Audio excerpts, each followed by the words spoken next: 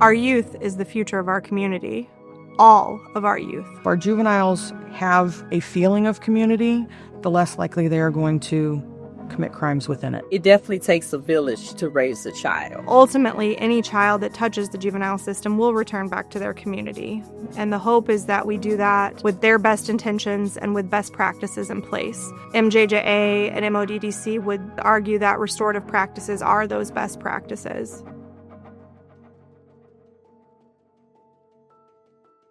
I am Jennifer Phillips. I am the Restorative Justice Coordinator for the Missouri Juvenile Justice Association, or MJJA. We were lucky enough to be funded through a grant from the Missouri Developmental Disabilities Council to work on restorative justice practices, the SToPP project specifically, school to prison pipeline, trying to keep kids in their classrooms versus being suspended or expelled for behaviors that we can work together in a community to help avoid system involvement for those youth.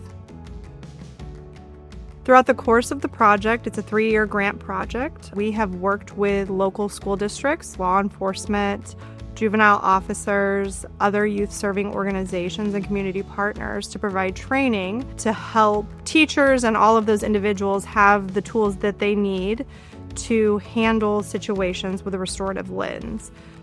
All of our training materials and webinars, videos, things like that are on our website, and they're available to view. It is our philosophy that the more people who can be reached by this project, the more children and families and communities we're serving. 70% of justice-involved youth have disabilities. That is a large number. This is a population that often their disabilities may even be invisible.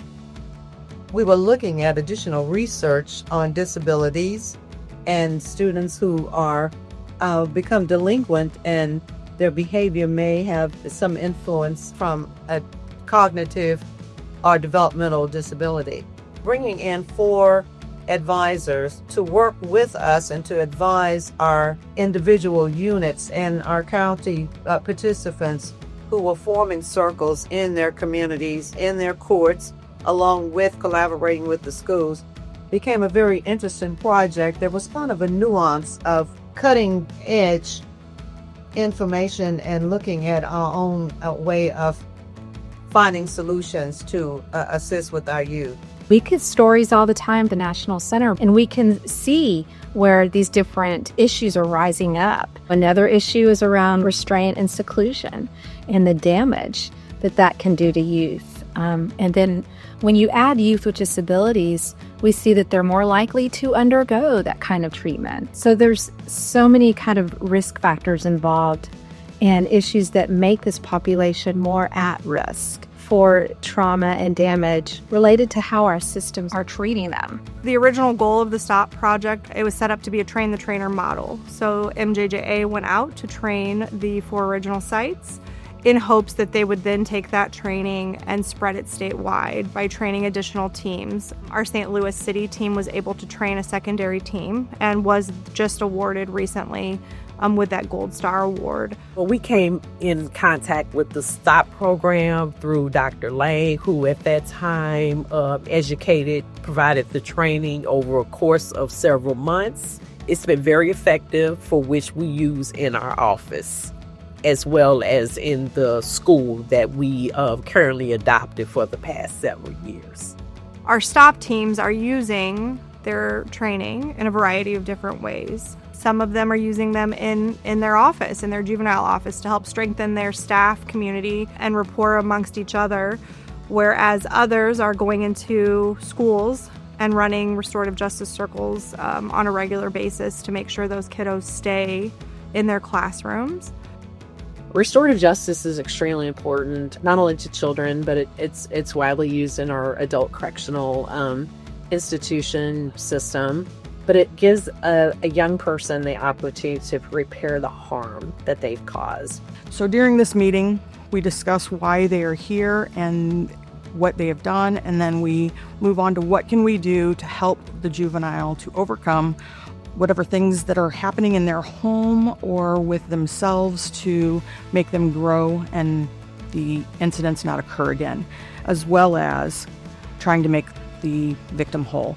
While a restorative justice circle allows the victim to have a voice. I think it's also a very eye-opening experience for the person who caused the harm. They may have stolen something, and to them it was a thing and it was there. But then when that thing becomes something that belonged to a neighbor and that neighbor has a name and a face, it oftentimes hits home a little bit more for them.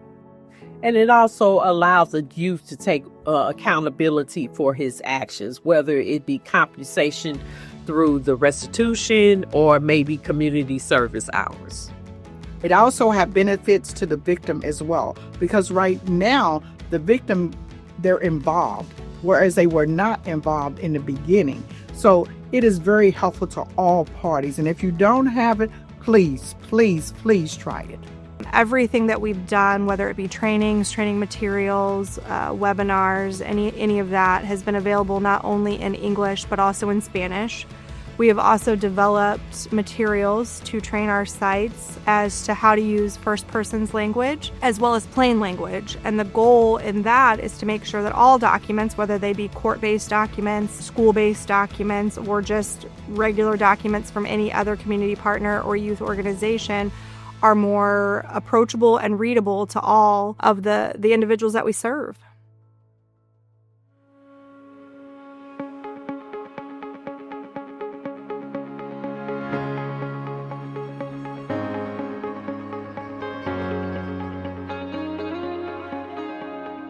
Everyone in our community is involved or is touched by something that is occurring, whether it's the truancy unit or our informal unit or our formal unit. We have 84 schools in St. Charles County. It's a lot of kids.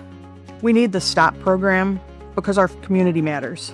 Our goal is to make sure that we keep the referral count low as well as try to maintain kids in the home. It's all about prevention, treatment, to make sure that we are available as a resource to avoid a youth being kicked out or expelled from school. We really have a kind of our mantra at the Arc of the United States and throughout all of our 550 chapters is inclusion. So how do we ensure that we're including youth with disabilities in these really important, promising practices? So by working with states and working at the local level, we really want to strengthen that partnership and make sure that we are finding those promising practices and we can begin to replicate that in other places. So we've loved working with MJJA and being able to really bring out all the issues around youth with disabilities. We're looking forward to continuing the work and to look at some of the model programs that have been formed off of this project, particularly those in the urban areas where we have great needs too. So with that, we're just excited and pleased to have been a participant with this. The partnership between the Missouri Juvenile Justice Association, MJJA, and MODDC, the Missouri Developmental Disabilities Council, has been wonderful. The goal for us is to not have the SToPP project be something that happened and then ended. It is to create true systems change in order to best serve youth and families in the state of Missouri. We've seen significant practice changes in jurisdictions and school districts where individuals are responding differently to children who have a developmental disability. We've seen those significant practice changes, awareness, understanding the use of plain language. It's just been a really good experience. It was an honor to be able to work with our staff, outside professionals, educators in the community to collaborate in restorative justice and the circles and the training for our children. The SToPP project matters because all of the kiddos in our community matter. The adults have made the laws and the rules, right? And so it is our job to make sure that they have a voice in that process and to make sure that they have the skill set that they need to be as successful as possible. Restorative justice builds that community and allows not only the adults in the room to have a voice, but allows all of the youth that we're working with to have a voice that will then become the adults in the room. And so if we set them up for success, all of our communities will have better success and better outcomes.